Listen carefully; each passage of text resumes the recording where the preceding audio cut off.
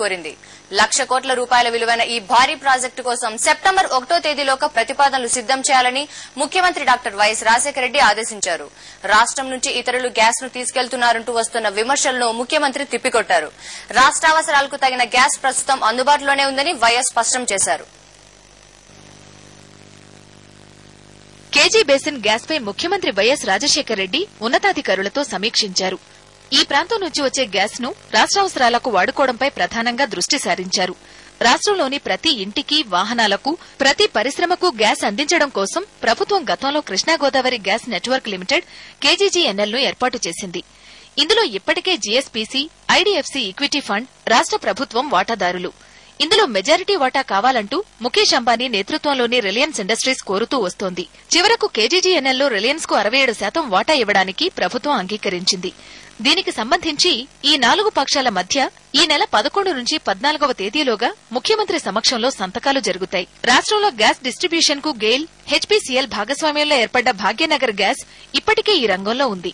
KG basin gas ను ఇంటింటికి సరఫరా చేయడానికి భాగ్యనగర్ గ్యాస్ తో కేజీజీఎన్ఎల్ కలిసి పనిచేయడంపై ప్రతిపాదనలు సిద్దం చేయాలని ముఖ్యమంత్రి ఆదేశించారు. ఈ 2 సంస్థలు కలిపి ప్రతి ఇంటికి కూడా ఆంధ్రప్రదేశ్ లో ఉండేటువంటి ప్రతి విలేజ్ కి, ప్రతి టౌన్ కి, ప్రతి సిటీకి కూడా గ్యాస్ సరఫరా చేయాలా. ప్రతి ఇండస్ట్రీకి కూడా, ఆంధ్రప్రదేశ్ లో ఉండే ప్రతి ఇండస్ట్రీకి, ప్రతి డొమెస్టిక్ కన్స్యూమర్ కి కూడా గ్యాస్ తీసుకెళ్లాలనేటువంటి దాని మీద ఒక ప్రణాళిక తయారు చేయమని సీఎం గారు 1 సెప్టెంబర్ కల్లా తయారు చేసి రెడీగా పెట్టి అది ఏ రకంగా ఇంప్లిమెంట్ చేయబోతుందని 2 సంస్థల దగ్గర నుంచి ఇవాళ అడిగారు.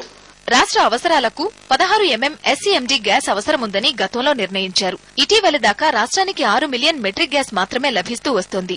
కేజీ బేసిన్ నుంచి గ్యాస్ ఉత్పత్తి కావడంతో ఈ ఏడాది మార్చి 24 నుంచి మిగతా 10 మిలియన్ మెట్రిక్ స్టాండర్డ్ క్యూబిక్ మీటర్ల గ్యాస్ ఇప్పుడు లభిస్తోందని ప్రభుత్వం తెలిపింది. కేజీ బేసిన్ మొదటి విడతలో రాష్ట్రానికి 7.7 మిలియన్ మెట్రిక్ స్టాండర్డ్ క్యూబిక్ మీటర్ల గ్యాస్ ను కేంద్ర మంత్రుల బృందం కేటాయించింది. అయితే ఎవరూ వాడుకోకుండా మిగిలి ఉన్న మరో 2.3 మిలియన్ మెట్రిక్ స్టాండర్డ్ క్యూబిక్ మీటర్ల గ్యాస్ ను రాష్ట్రం వాడుకుంటోందని ప్రభుత్వం తెలిపింది. రాష్ట్రానికి గ్యాస్ తగినంత ఉందని ప్రభుత్వం స్పష్టం చేసింది. జనరల్ గా చాలా మందికి ఒక రకమైన కన్సర్న్ ఏముందంటే మన గ్యాస్ ఇవ్వకుండా ఈ మన స్టేట్ నుంచి బయటకు వెళ్ళిపోతుంది అనేటువంటి concern. It is not correct. Officially as the official spokesperson of the government, I am telling you that no portion of the gas is going out of Andhra Pradesh without meeting the complete requirement of the state. This is the fundamental statement I want to make. KG basin gas ను వాడుకుంటే petrol, diesel పై 40% వరకు ప్రభుత్వం రాయితీ ఇచ్చే అవకాశం ఉంటుంది. మరోవైపు భవిష్యత్తులో గ్యాస్ వెలికితీత బిడ్డింగ్ లో పాల్గొనేందుకు స్వతంత్ర సంస్థ ఏర్పాటు చేయాలని రాష్ట్ర ప్రభుత్వం నిర్ణయించింది.